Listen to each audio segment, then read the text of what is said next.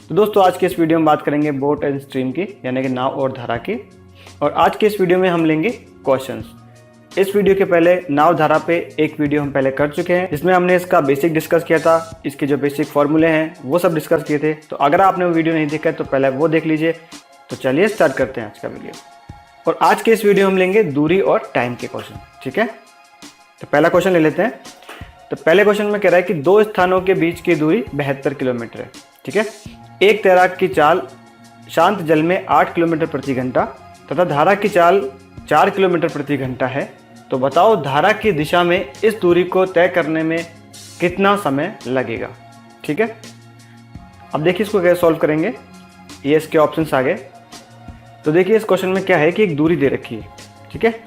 जैसे ये है, इन दो पॉइंटों के बीच की दूरी है। तो इन दो पॉइंट को हम कुछ भी नाम दे सकते हैं। जैसे मैंने यहाँ पर P और Q दे दिया।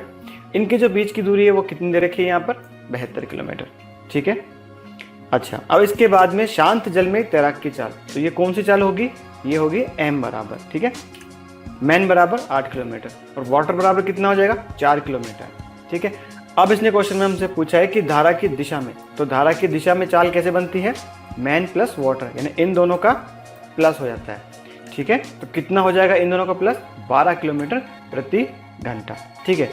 तो टोटल दूरी है 72 किलोमीटर और धारा की दिशा में वो 1 घंटे में कितना जा रहा है? 12 किलोमीटर। तो कितना टाइम लेगा? इस 72 में हम 12 का भाग लगा देंगे तो कितनी बार जाएगा? 12×72, 6 घंटे में वो इस दूरी को तय कर लेगा, जो कि ऑप्शन नंबर 2 में है। आसान सा क्वेश्चन था। तो चलिए नेक्स्ट क्वेश्चन ले लेते हैं। अब देखिए इस क्वेश्चन में क्या कह रहा है कि ए और बी के बीच की दूरी 27 किलोमीटर है, ठीक है। स्थिर जल में यानी कि शांत जल में नाव की चाल 12 किलोमीटर प्रति घंटा है तथा धारा की चाल 6 किलोमीटर प्रति घंटा है। तो बताओ वह नाव दूसरे बिंदु तक जाने और आने में कितना समय लेगी। क्वेश्चन सेम वैसा ही है, बस इसने थोड़ा सा इसको घुमा दिया है। तो देखते हैं इसको कैसे सॉल्व करना है। ये इसके ऑप्शंस आ गए। तो जैसे ये दूरी है, इसके दो पॉइंट है ए और बी, ये और बी है, इन दोनों के बीच की इसने दूरी दे रखी है यहाँ पे, ठीक है, 27 किलोमीटर। और यहाँ पर उसने नाव की चाल कितनी दे रखी है? 12 किलोमीटर। तो इसको हम एज इट इज लिख लेंगे। तो बोट बराबर 12 किलोमीटर और पानी की चाल, धारा की चाल क्या है? 6 किलोमीटर। तो अब जब हमारे पास ये दोनों चाल आ चुकी है तो आप मुझे बताओ तो धारा की दिशा में उसकी चाल क्या होगी? तो ये जो दो चाल हमारे पास आई है, इन दोनों को आपस में जोड़ देंगे। 12 + 6 बराबर कितना हो जाएगा? 18 किलोमीटर प्रति घंटा धारा की दिशा में। और धारा की विपरीत दिशा में कितना हो जाएगा? इन दोनों का डिफरेंस हो जाएगा। तो 12 में से 6 के तो कितने बचे हमारे पास? 6 किलोमीटर। अब हमारे पास धारा की दिशा की चाल निकल आई है, धारा की विपरीत दिशा की चाल निकल आई है। तो मान लो कि वो यहाँ से ऐसे जाएगा धारा की दिशा में यहाँ तक, और यहाँ से वापस घूम के आएगा धारा की विपरीत दिशा में, कुछ इस तरीके से, ठीक है।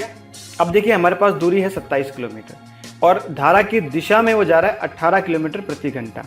तो 1 घंटा चला तो 18 किलोमीटर, 2 घंटा चला तो कितना हो गया? 36 किलोमीटर। जबकि दूरी हमारी कम है, यानी कम से कम वो 1 घंटा तो चलेगा। तो 1 घंटा उसने यहाँ पर चल लिया धारा की दिशा में, ठीक है। अब दूरी कितनी बच गई? 27 किलोमीटर की दूरी थी, 18 किलोमीटर वो तय कर चुका, तो बचे कितने? 9 किलोमीटर। अब 9 किलोमीटर की दूरी है और उसकी चाल है 1 घंटे में 18 किलोमीटर। तो कितनी देर में तय करेगा? आधे घंटे में। तो प्लस 0.30, यानी कि ये 30 मिनट हो गए, ठीक है। इसी तरीके से धारा की विपरीत दिशा की जो चाल है उससे भी हम कैलकुलेशन करेंगे। अब 6 किलोमीटर जाता है 1 घंटे में और टोटल दूरी है 27 किलोमीटर। देखो 6 जगह 24 और 6 पजे 30, अगर 5 घंटे चलेगा तो आगे निकल जाएगा, इसलिए 4 घंटे तो वो चलेगा ही चलेगा, ठीक है। तो यहाँ पर 4 घंटे लिख लिए। अब दूरी कितनी बची है? 24 किलोमीटर वो चल चुका है और टोटल दूरी है 27 किलोमीटर। तो 3 किलोमीटर की दूरी बच गई है। अब जब 3 किलोमीटर की दूरी बची है और 6 किलोमीटर प्रति घंटा उसकी चाल है, तो कितनी देर में तय करेगा? ये भी आधे घंटे में तय करेगा। दोनों को जोड़ देंगे तो कितना आ जाएगा? 6 घंटे, जो कि ऑप्शन नंबर 2 में है। ये हमारा आंसर है, ठीक है। तो इस टाइप के क्वेश्चंस को आप इस तरीके से भी कर सकते हो। नेक्स्ट क्वेश्चन ले लेते हैं।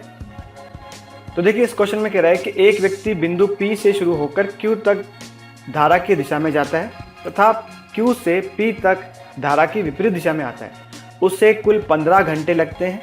व्यक्ति की चाल 9 किलोमीटर प्रति घंटा तथा पानी की चाल 3 किलोमीटर प्रति घंटा है। तो P और Q के बीच की दूरी बताओ। अभी जो हमने क्वेश्चन देखे थे उसमें वो दूरी दे रहा था। इस टाइप के क्वेश्चंस में हमें दूरी निकालनी होती है, ठीक है। तो चलिए इसको सॉल्व करते हैं। ये इसके ऑप्शंस आ गए। तो एक बार जो उसने चाल दे रखी है वो सारी हम यहाँ पर लिख लेते हैं। तो व्यक्ति की चाल इसने दे रखी है 9 किलोमीटर प्रति घंटा और पानी की चाल दे रखी है 3 किलोमीटर प्रति घंटा। ठीक है, तो आप बता सकते हो कि धारा की दिशा में कितनी किलोमीटर प्रति घंटा होगी। 9 + 3 = 12 किलोमीटर। और धारा की विपरीत दिशा में इन दोनों का डिफरेंस आ जाएगा, तो कितना हो जाएगा 6 किलोमीटर। ठीक है, और टोटल टाइम कितना लगा रहा है वो यहाँ पर दे रखा है उसने 15 घंटे। ठीक है, यहाँ तक आपको कोई दिक्कत नहीं होनी चाहिए। अब जैसे मान लीजिए यहाँ पर ये दूरी है और ये 2 पॉइंट है, ये पहला पॉइंट P है, दूसरा पॉइंट Q है। इसके बीच की दूरी हमें पता लगानी है, वो हमें मालूम नहीं है। तो एक बार के लिए हम इसमें दूरी कुछ भी मान लेते हैं। तो दूरी कौन सी माननी है आपको, जब ये 2 चाल आपके पास निकल के आ गई है तभी ये क्वेश्चन सॉल्व होगा आपसे, अन्यथा ये क्वेश्चन सॉल्व नहीं हो सकता। तो इन दोनों चाल को निकालने में आपसे मिस्टेक नहीं होनी चाहिए। तो P और Q के बीच की कुछ ऐसी दूरी मानो जो 12 और 6 से घटती हो। ठीक है, तो अभी के लिए मैं इसमें 12 किलोमीटर मान लेता हूँ। ठीक है, तो धारा की दिशा में जब वो 12 किलोमीटर प्रति घंटा की रफ्तार से जाएगा और P और Q के बीच की दूरी है 12 किलोमीटर, तो कितना टाइम लेगा वो, तो वो लेगा 1 घंटा।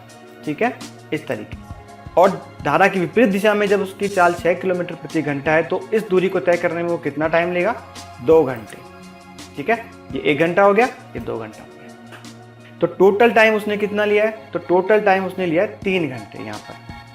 लेकिन हमारा क्वेश्चन कह रहा है कि इसने तो 15 घंटे लिए हैं। तो हमारे सॉल्यूशन में जो 3 आया है, इस 3 को किससे गुणा करें कि ये 15 बन जाए। तो 3 को किससे गुणा करेंगे, तो 3 को गुणा करना पड़ेगा 5 से। तो 5 या 15। तो जब इस 3 को हमने 5 से गुणा किया है तो जो हमने दूरी मानी है 12 किलोमीटर, इसको भी 5 से गुणा करना पड़ेगा। तो 12 को 5 से गुणा किया तो कितना आ गया, 60 किलोमीटर, जो कि ऑप्शन नंबर 3 में है और ये हमारा आंसर है। ठीक है, नेक्स्ट क्वेश्चन ले लेते हैं। तो ये क्वेश्चन भी पिछले क्वेश्चन के जैसा ही है।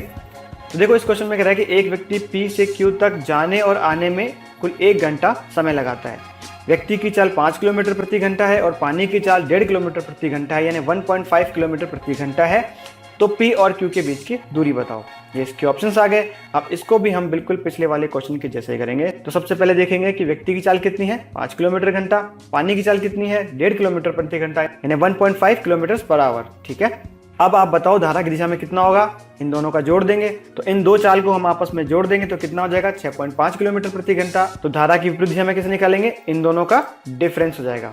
तो कितना आएगा डिफरेंस, यानी कि 3.5 किलोमीटर प्रति घंटा धारा की विपरीत दिशा में ये जाएगा। ठीक है, और टोटल टाइम इसने कितना लिया है, 1 घंटा इसने टाइम लिया है। तो ये हमारे 2 पॉइंट है यहाँ पर, P और Q। इसके बीच की दूरी क्या मानेंगे हम, तो मैंने क्या बताया था आपको, ऐसी दूरी माननी है जो इन दोनों के पहाड़े में आती हो। तो अब यहाँ पर दिक्कत हो गई, क्योंकि संख्या पॉइंटों में है और पॉइंटों में जब आप संख्या मानोगे तो कैलकुलेशन बहुत लंबी हो जाएगी।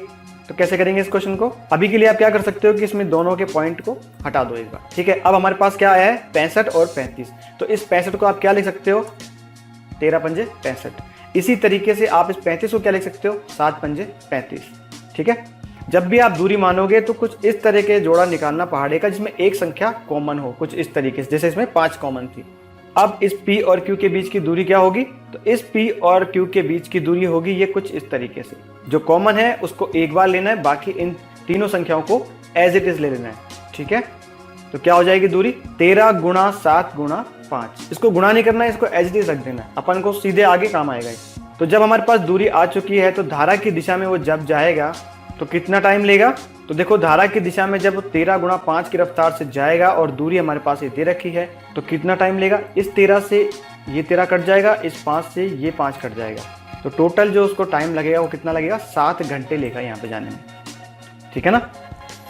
इसी तरीके से जब वो धारा की विपरीत दिशा में जाएगा तो उसकी चाल है 7 × 5 किलोमीटर। ठीक है, तो जब 7 × 5 किलोमीटर की रफ्तार से वो धारा की विपरीत दिशा में जाएगा तो कितना टाइम लेगा, इस 7 से ये 7 कट जाएगा, इस 5 से ये 5 कट जाएगा और आपके पास बचेगा क्या, 13, यानी 13 घंटे वो ले लेगा। तो टोटल टाइम कितना लिया इसने, 7 घंटा जाने में, 13 घंटा वापस आने में, यानी कि उसने ले लिया है 20 घंटे। तो टोटल इसने टाइम लिया है 20 घंटे, जबकि वो हमें क्वेश्चन में कह रहा है 1 घंटे का समय लिया है। तो इस 20 को किससे गुणा करें कि ये 1 बन जाए। अब इस टाइप की जो कैलकुलेशन है ये आपको कब समझ में आएगी, आपके दिमाग में कब आएगी, जब आपका परसेंटेज का चैप्टर एकदम क्लियर हो और फ्रैक्शन वाला चैप्टर आपका एकदम क्लियर हो। तो इस 20 को हमें किससे गुणा करना पड़ेगा, इस 20 को हम गुणा करेंगे 1/20 से। तो 1/20 से गुणा करेंगे तो 20 से 20 कट जाएगा और हमारे पास आंसर आ जाएगा 1। ठीक है, तो हमने जब इस टाइम को 1/20 से गुणा किया है तो जो हमने दूरी मानी है इस दूरी को भी हमें 1/20 से गुणा करना पड़ेगा। तो हमने दूरी मानी थी 13 गुणा 7 गुणा 5, तो उसको गुणा कर देंगे 1/20 से। ठीक है, तो 5 से ये कट जाएगा 4 बार और 23 सम कितना होगा 91/4। तो ये हमारा आंसर आ जाएगा। इसको जब आगे सोल्व करोगे आप तो क्या जाएगा, तो ये आ जाएगा 22.75, जो कि ऑप्शन नंबर 3 में है और ये हमारा आंसर है। ठीक है, उम्मीद करता हूँ क्वेश्चन समझ में आ गया होगा। तो नेक्स्ट क्वेश्चन ले लेते हैं। तो देखिए इस क्वेश्चन में क्या कह रहा है कि एक नाव की चाल 6 किलोमीटर प्रति घंटा तथा नदी की चाल 4 किलोमीटर प्रति घंटा है, तो P से Q तक जाने आने में इसको 7 घंटे और 12 मिनट का समय लगता है, तो P और Q के बीच की दूरी बताओ। ठीक है, ये क्वेश्चन भी सेम वैसा ही है, बस इसमें थोड़ा सा घुमाया है। तो चलिए इसको सॉल्व करते हैं। ये इसके ऑप्शंस आ गए। अब सबसे पहले जो इसने चाल दे रखी है वो लिख लेते हैं। तो बोट की चाल इसने कितनी दे रखी है, 6 किलोमीटर प्रति घंटा, और वाटर की चाल कितनी दे रखी है, 4 किलोमीटर प्रति घंटा। तो धारा की दिशा में कितना हो जाएगा, 10 किलोमीटर प्रति घंटा। तो धारा की विपरीत दिशा में कितना हो जाएगा, इन दोनों का डिफरेंस आ जाएगा 2 किलोमीटर प्रति घंटा। और टोटल जो उसने टाइम लिया है वो कितना लिया है, 7 घंटे और 12 मिनट। ठीक है, तो जैसे ये दूरी है, इसके 2 पॉइंट है P और Q। ठीक है, अब P और Q के बीच की दूरी माननी है। तो P और Q के बीच की दूरी हम कौन सी मानते थे, जो इस धारा की दिशा और धारा की विपरीत दिशा से कटती हो, ऐसी संख्या। तो इन दोनों से कौन सी संख्या कटेगी, 10 ऐसी संख्या है जो दोनों से कट जाएगी।